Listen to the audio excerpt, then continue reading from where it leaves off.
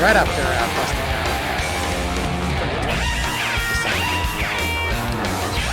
20. I don't think it's cash, but I sat down and won three. To start, I hit a set with I was up two clubs, three pocket things was open, ace queen clubs was open, not only not good, and really triple and that was all crazy.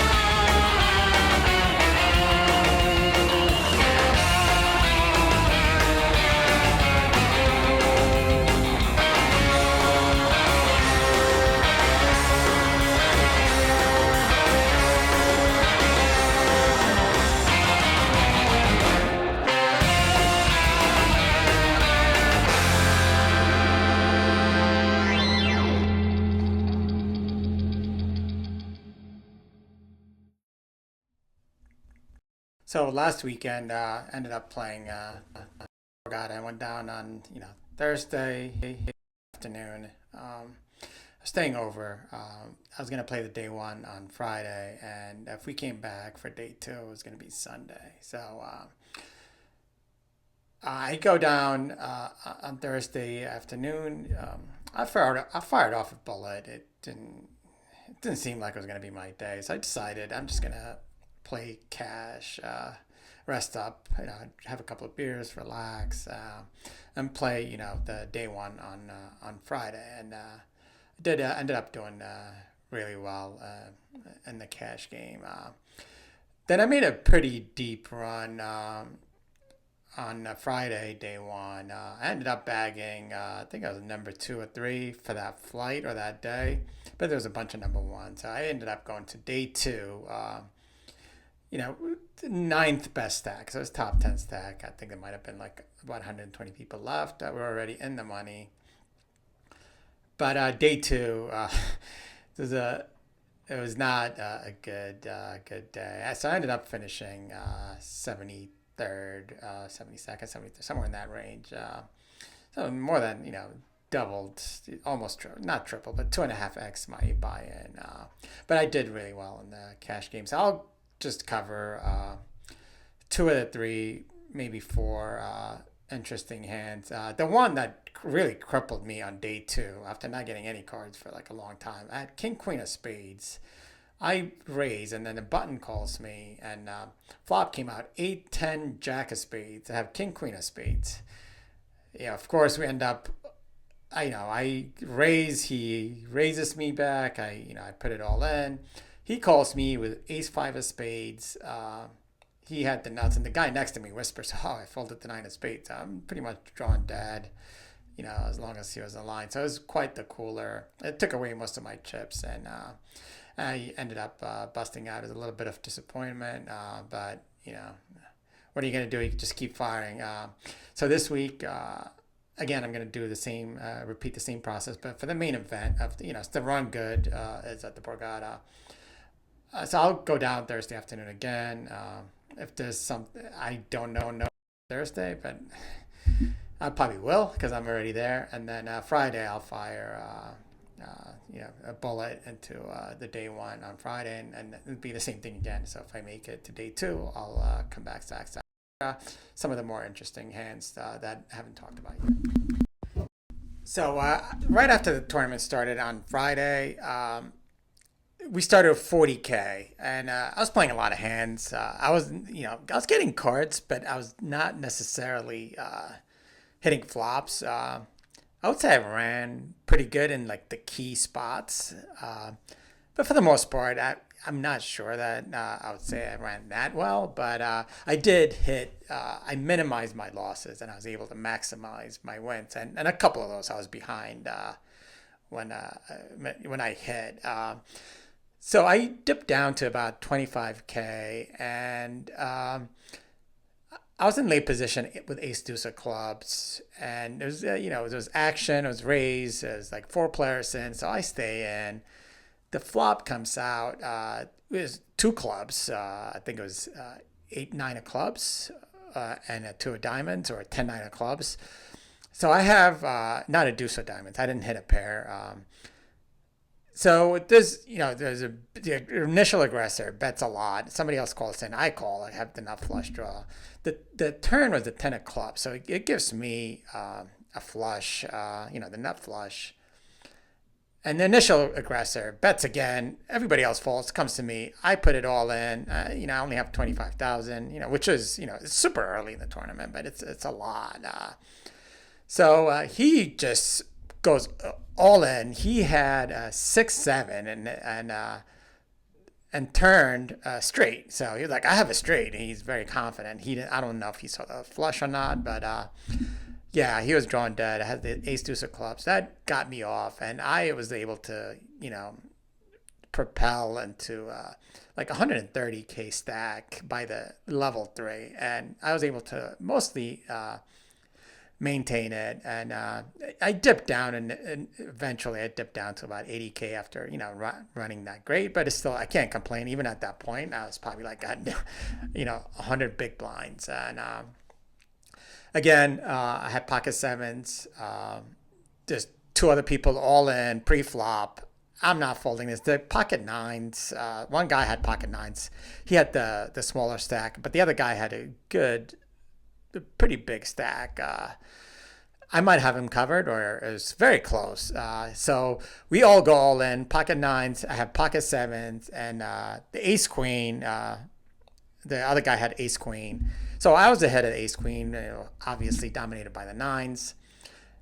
And we had a side pot for the ace queen. I had him covered. I had a little bit extra. So I don't know if I would have, even if I lost to the nines, I was going to make some money or just be down a little bit. So I was going to still be alive. But the board ran out.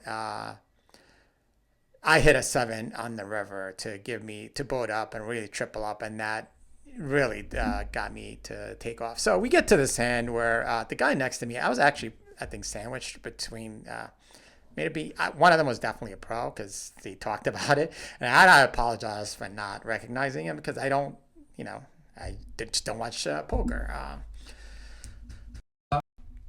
He raised. There was a raise. I don't remember what the blinds were, but it was pretty late. Not super late, but I remember his raise. His three bet was to 20K. So he raises to 20K. I have Jack Queen of Spades. I've been next to him for hours now, so I know how he plays. I got to see a flop. So I call, and the flop comes out Ace of Clubs, Queen of Hearts, and Two of Clubs. So at this point, I'm thinking, I hit the Queen. He puts out another 20K bet. It's less than half the pot. Maybe it's 40% because there are other players in the blinds. And beforehand, I look at my hand. I was like, what are the chances he has ace king? I'll peel off a card. So I called a 20K. The turn comes out the Queen of Clubs. And immediately he shoves all in. And he had a big stack. We're almost even in stack at this point. He's been dominating the game since he arrived. He showed up, a little bit later than me, but he's been there since for like 6, 7 levels at this point. So I look at my hand, Queen Jack of Spades. I hit my queen as a flush out there, and if he has an ace, I probably have him dominate. The only cards I'm worried about are aces and ace queen. Really, if I get for some reason, I decide, all right, I gotta play some hands. He shoved, I shove, I go all in. I turn over my Queen Jack of Spades. He turns over 10 Jack of Clubs. He hit a flush, and he's got the royal flush nut, draw. But I was ahead of him pre-flop. I was ahead of him on the flop, and he just caught up on the turn. The river, Jack of Diamonds. I smashed the board for a boat. He says, some expletive.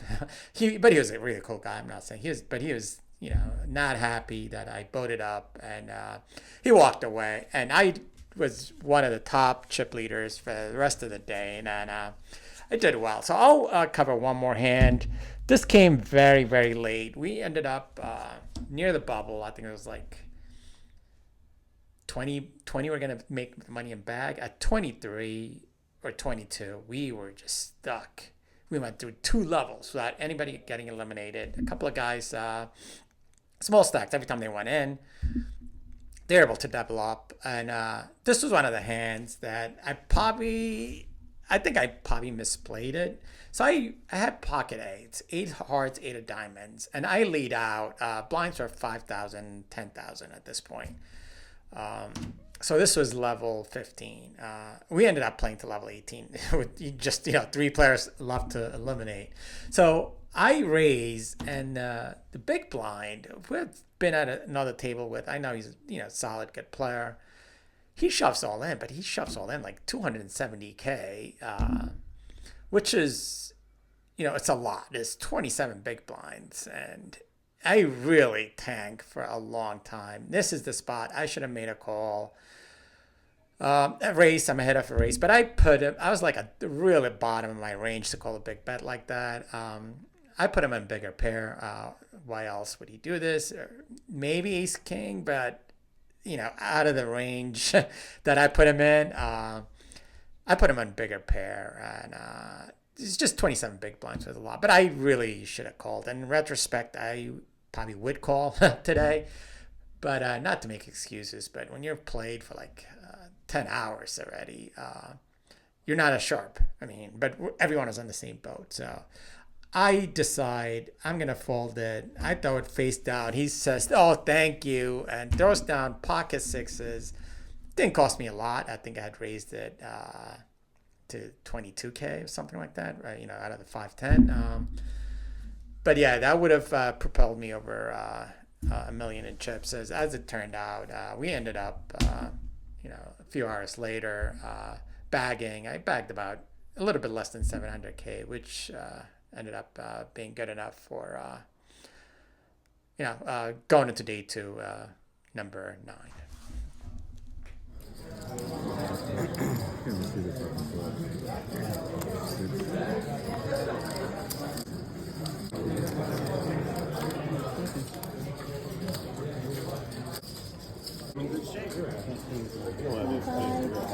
$30, $40, $45, What you could ask for? $47, Yeah, I just assumed I was dead. I ain't gonna lie. $25, You're not a bad pace. He snapped me off and said, well, we lost. Yeah, you can't ask for There's more flights tonight, Okay, tomorrow. main pot's done. more, right? Side pot. I'm still rooting for a 9. A 9 is a good card. I have a spade. You have the high spade. Yes. No. Wow. Put them up. King of queen. Aces.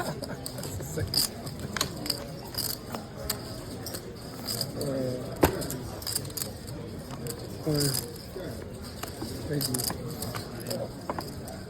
Let me just double check this.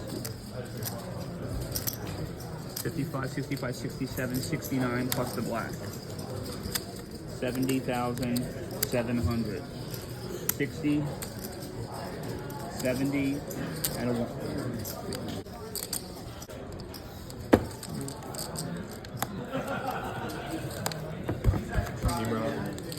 30. Look original. Gotta need it. Hey, please come back. Yeah.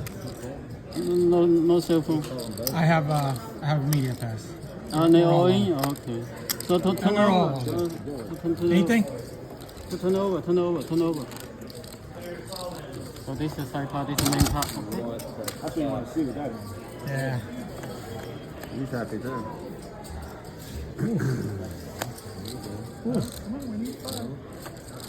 Oh, yeah, too many outs.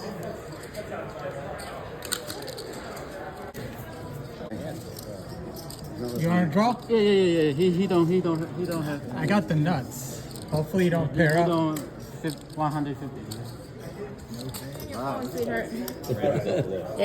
That's a better comeback. Mine's not new. Third of a blind.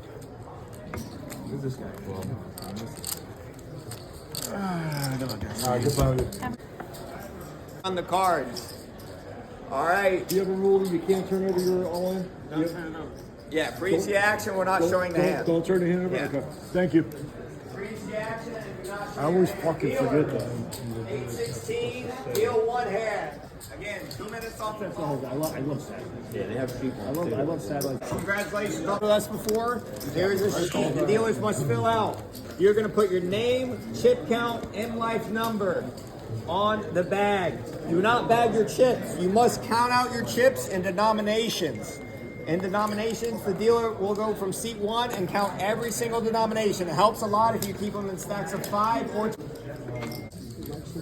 To help things move a little smoother, if you get out your ID and your MGM player's card when that does happen prior to reaching the payout line, that'll help your situation with the payout line go a little faster.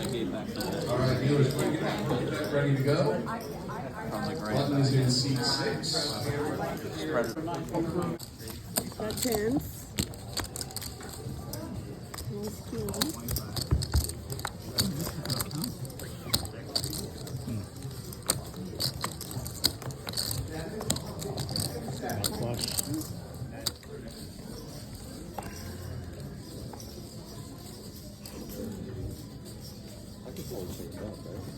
Yeah.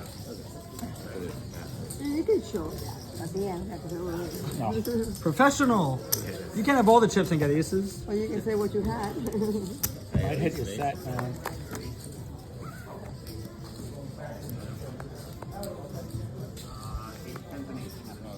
I'm all in. I gotta take this.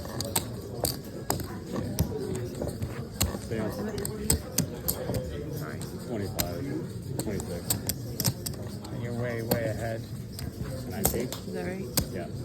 Yeah. You're way ahead. Yeah. Yes. There you go. Wow. It's ridiculous.